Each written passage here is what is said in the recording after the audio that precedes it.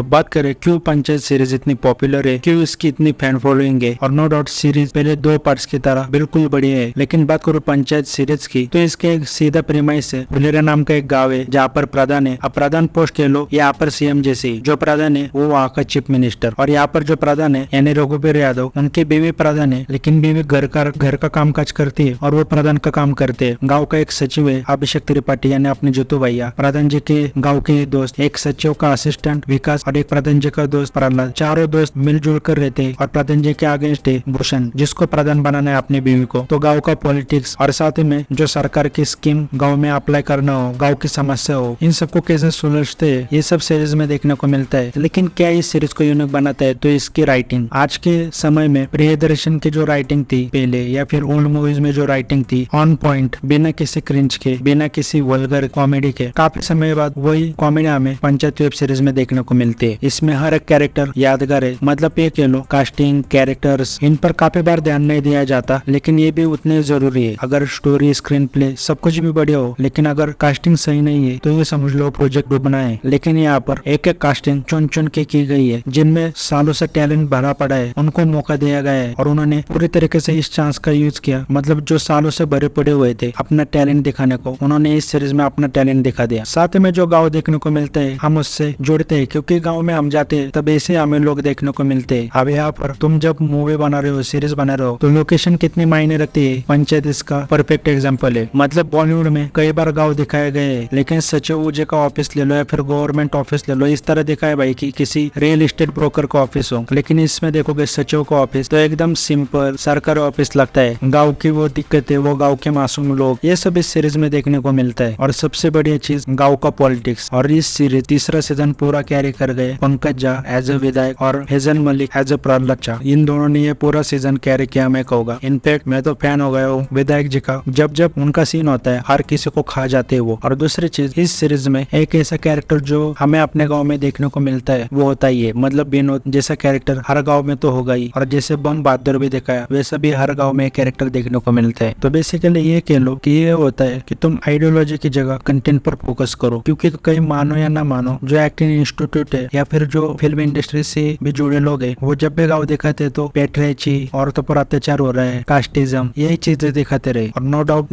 दिखाना भी चाहिए, लेकिन इस तरह गाँव बहुत कम लोगों ने दिखाया। मतलब पंचायत वेब सीरीज देखकर मुझे एक ही मूवी की याद आती है, वेलकम टू सज्जनपुर, जिसमें गाँव का जो चित्रण था वो बिल्कुल परफेक्ट और ऑन पॉइंट कॉमेडी थी। और मुझे लगता है अब ये सीरीज तैयार है एक मूवी में आने के लिए। और मैं यही कहूंगा कि हमारे लिए TMK से था तारक मेहता का उल्टा चश्मा। मतलब तारक मेहता के उल्टे चश्मे के एपिसोड देखोगे पुराने तो कल क्लासिक एपिसोड थे वो, मैं आज भी एंजॉय करता हूँ। ये फिर और भी DD नेशनल की सीरीज हो, मालगुडी डेज, ये सब तो जनरेशन के लिए मैं कहूँगा वही पंचायत सीरीज है। कल क्लासिक में हर चीज इसमें परफेक्ट है। और कुछ लोग इसको भी लो रेटिंग दे रहे हैं आइडियोलॉजी के चक्कर में। वो चाहते हैं जैसे मैंने कहा था गाँव में ये चीजें देखा है, पेट्रेची, ये सब, जो कि बुरा भी लगता है इतने अच्छे सीरीज को ऐसे घटिया रेटिंग मिलते देखकर। बाकी गलती से भी अगर तुम इस सीरीज को मिस करने वाले हो तो मैं कहूँगा बहुत बढ़िया गलती कर रहे हो अपनी लाइफ की, रिग्रेट होगा तुम्हें। 100% गारंटी ये सीरीज तुम्हें पसंद आएगी ही।